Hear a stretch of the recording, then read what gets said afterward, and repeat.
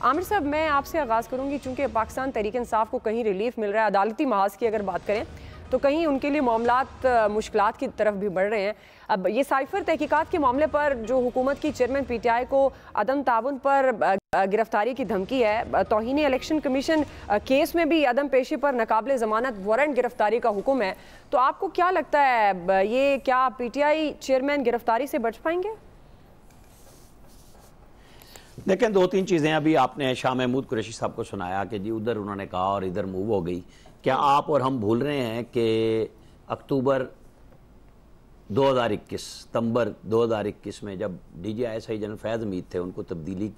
کرنے کے لیے موو کی جنرل باجوہ نے، تو عمران خان صاحب نے کیا کچھ نہیں کیا تھا، اور لڑائی واضح ہو گئی تھی کہ اپنی شرائط کے مطابق، اور اسے پبلک بھی کیا کہ ہم نے نام بھی منگائے، سمری بھی آئی اور انٹرویو کی، اور پھر ہم نے اپائنٹمنٹ اپروو کیا ہے، جس سے دونوں کے درمیان وہ جو پیج تھا اس میں دراڑیں باقاعدہ طور پہ نظر آ گئی تھی۔ صحیح۔ اور یہ جو بات کہہ رہے ہیں کہ جی مارچ کی فلاں تاریخ کو ڈونلڈ لو مل رہے ہیں اور مارچ میں وہ ٹیبل ہو رہی ہے اور 9 اپریل کو، وہ ظاہر ہے سپریم کورٹ کی مداخلت کے بعد کامیاب ہوگی۔ یہ اس طرح نہیں ہوتا چھو منتر کہ ایک دن میں آپ کریں، اور پھر D G I S I اور D G I S P R کی اس پریس کانفرنس کو ذہن میں رکھیں جو انہوں نے کی، اور انہوں نے بتایا کہ ہم نے فلاں مرحلے پہ جا کے یہ فیصلہ کر لیا تھا آج سے 1 سال پہلے کہ ہم سیاست سے پیچھے ہٹ رہے ہیں۔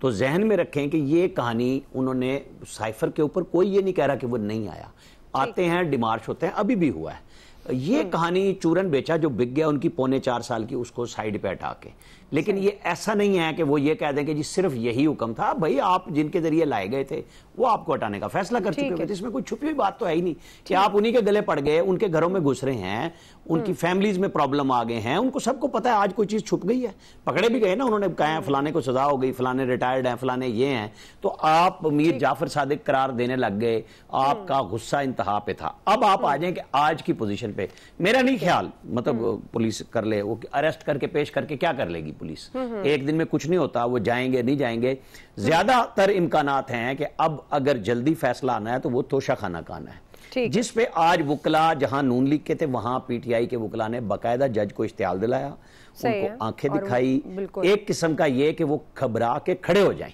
وہ نہیں کھڑے ہوئے، وہ کیس کو چلا رہے ہیں، اور اب کل ان کو پتا چلے گا کہ خواجہ حارث کتنے دن سوال کریں گے، 4-5 دن کریں گے، ڈیسیژن آنا ہے اس ہفتے کے اینڈ پہ آ جائے گا، اگلے ہفتے میں آ جائے گا۔ وہی وہ کیس ہے جو فی الوقت جہاں نااہلی فائنل بھی ہوگی، سزا بھی ہوگی، اریسٹ بھی ہوگی۔ جی ایاز صاحب دیکھیں تو اب یہاں کوئی فرق تو پڑتا نہیں، کسی کوئی چینج تو نہیں ہوتا ہے نا، وہ جو ایک سیٹ پیٹرن ہے، چیزیں اس پہ ہی چل رہی ہوتی ہیں، وہ آر ٹی ایس کا بیٹھنا ہو یا مقدمے بن رہے ہوں، ایک گروپ پہ مقدمے بن رہے ہوتے ہیں تو دوسرا خوش ہو رہا ہوتا ہے، دوسرے پہ بنتے ہیں پہلا خوش ہو جاتا ہے۔ حالات اس طرح کے ہی ہو گئے ہوئے ہیں ہمارے معاشرے کے، کیونکہ یہاں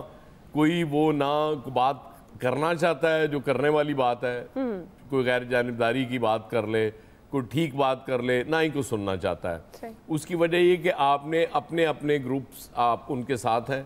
اور اس گروپ کے حق میں جو بات کی جائے گی وہ آپ کو بہت اچھی لگتی ہے،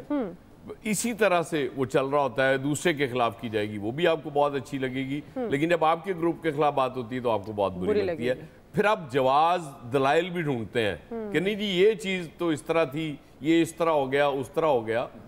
تب دو نیشنل سیکیورٹی کمیٹی کی 2 میٹنگز نہیں ہوئی تھی، جی ہمارے سامنے بالکل ہوئی، جب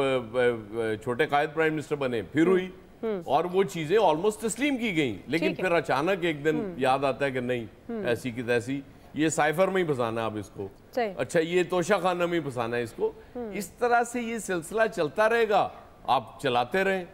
ملک کی خدمت آپ بہرحال نہیں کریں گے اس طرح سے۔ کہیں بیٹھ کے کچھ چیزیں ٹریک کو تھوڑا سا چینج کرنا پڑے گا اگر آپ نے کسی ٹھیک جگہ پہنچنا ہے، ورنہ اسی طرح آپ گھومتے رہیں گے، منزل نہیں مل سکے گی۔ بالکل آپ